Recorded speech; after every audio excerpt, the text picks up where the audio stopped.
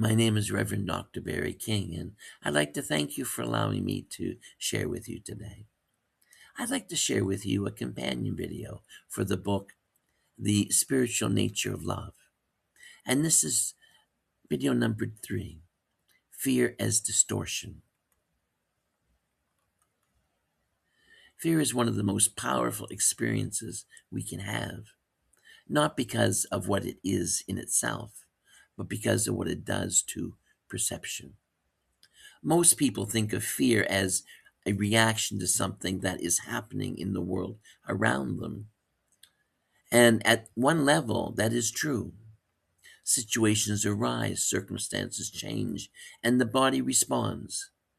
But what we often overlook is how quickly fear begins to shape the way we interpret those situations. Fear narrows awareness, it contracts perception. It directs perception toward what might be wrong, what might be dangerous, what might go badly. And in doing so, it changes the entire experience of reality. What might otherwise be neutral begins to feel threatening. What might be unclear becomes negative.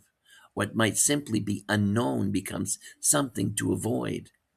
This shift does not happen slowly. It happens almost instantly. And because it is so immediate, it feels accurate. But fear does not necessarily reflect what is true. It reflects what is being assumed. This is where distortion begins. The emotion itself is real. The physical sensation, the tightening, the alertness, these are real experiences. But the interpretation that follows is often constructed by the mind, trying to explain the feeling. And the mind, working from past experience and learned patterns, tends to fill in the gaps quickly. It prefers certainty, even if that certainty is incorrect. So it creates meaning, so it creates narrative. And those narratives often reinforce the fear that is already present.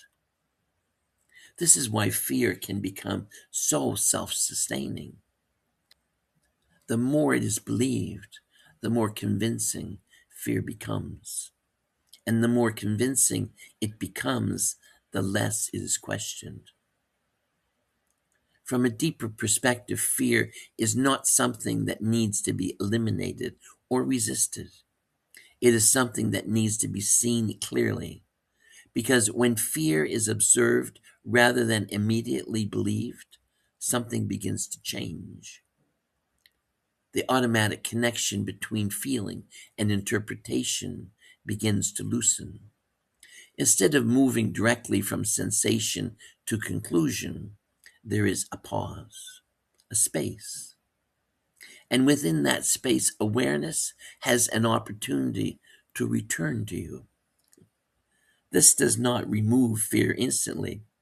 It does not mean that the body will stop responding or that emotions will no longer arise, but it changes the relationship to those experiences.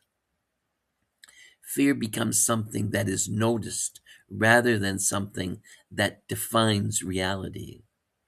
And when that shift begins to occur, even in small ways, distortion begins to fade, clarity returns. Not because fear has been pushed away, but because it is no longer being used as the basis for truth. Thank you for allowing me to share. I wish you love, peace, and joy, and hug someone you love. Thank you.